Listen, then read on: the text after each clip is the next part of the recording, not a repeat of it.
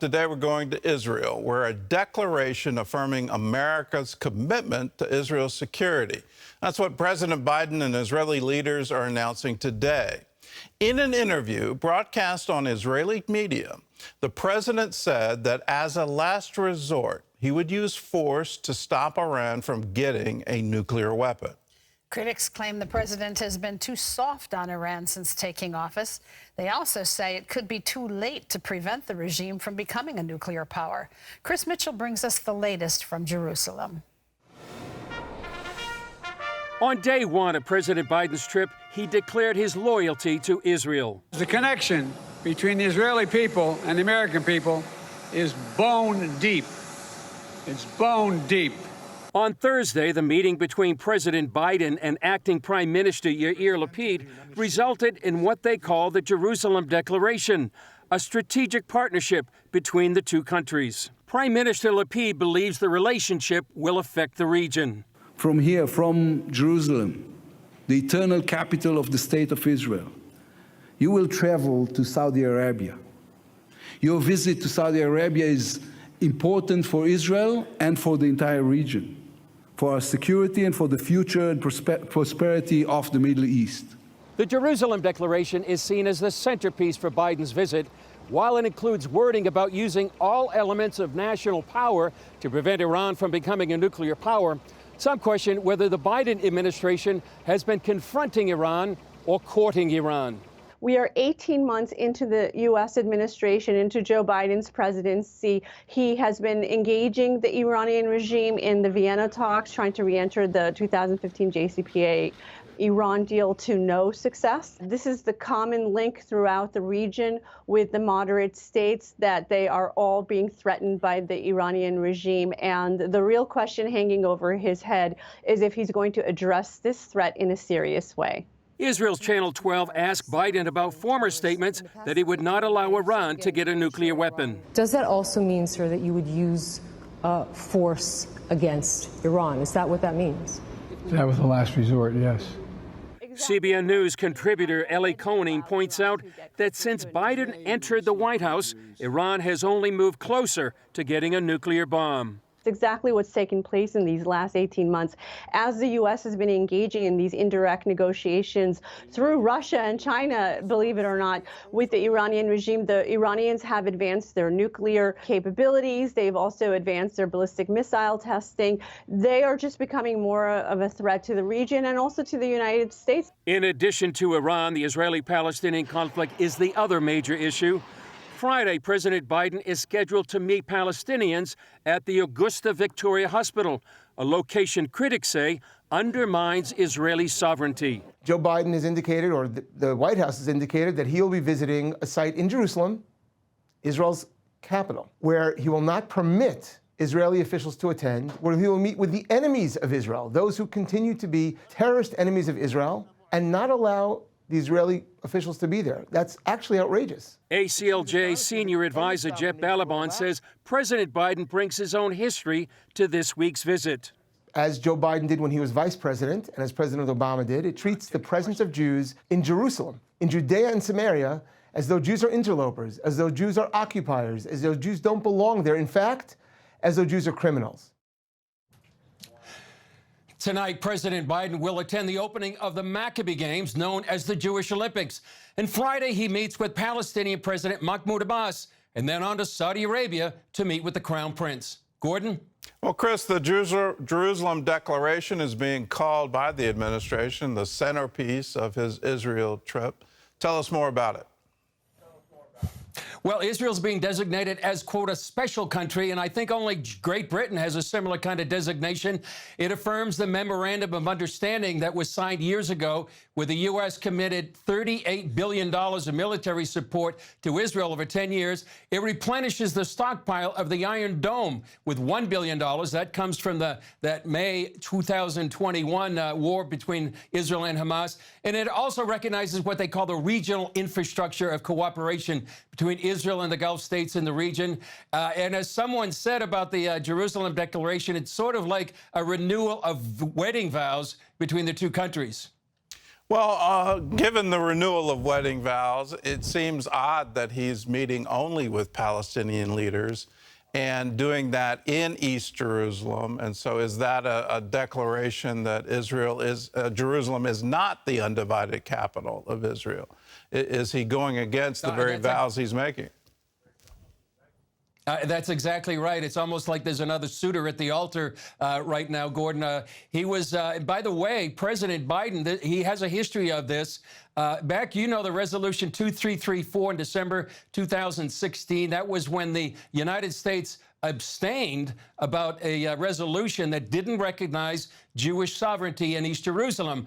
So his visit, and by the way, that includes the Temple Mount, the Western Wall, the Old City. So the visit to Eastern Jerusalem and not allowing any Israeli officials kind of goes along with his history. I remember in 2010, I was here when he was a visit as vice president, and he objected when 1,200 homes were permitted in a neighborhood of Jerusalem that was called Ramat Shlomo. And even now, the Israeli government is delaying permission for more housing here in Jerusalem until the president is actually gone to avoid any similar embarrassment. And Gordon, it's all part of the two-state solution that recognized East Jerusalem as the capital of a Palestinian state, with most of the West Bank, that's biblical Judea and Samaria, as a future Palestinian state. Well, let's look forward to the next stop on this trip, which is Saudi Arabia. Obviously, oil is going to be on the table. Anything else involved? Well, a lot, actually, Gordon. A lot of global geopolitics. When the Biden administration came in January of 2021, they distanced themselves from Saudi Arabia. And as we reported, Biden called the Desert Kingdom a pariah nation. He released that report sort of incriminating the Crown Prince as responsible for the killing of journalist Jamal Khashoggi. But what happened when they were sort of distanced themselves from Saudi Arabia, Russia and China began to fill that vacuum, and they started courting Saudi Arabia. So part of the purpose of this trip is to fill that gap and to restore relations with Saudi Arabia, which is a major player, obviously, in the region and the world, and draw it away from the orbit of Russia and China. In addition to the oil, Gordon, it's really unclear how much Saudi Arabia can do. They're pumping about 11 million barrels a day right now. Their maximum production capacity is about 12 million barrels of oil. So it's unclear if they're going to go to the maximum level and whether or not that's going to impact the price of gas that you and many others are paying there in the United States.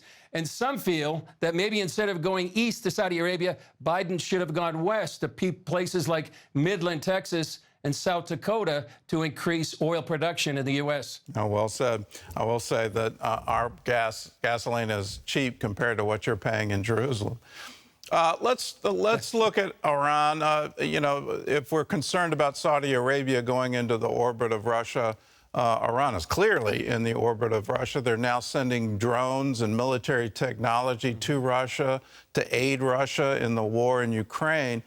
Has the administration made a fundamental mistake here trying to negotiate with Iran and now putting on the table, well, we will use a military option as a last resort?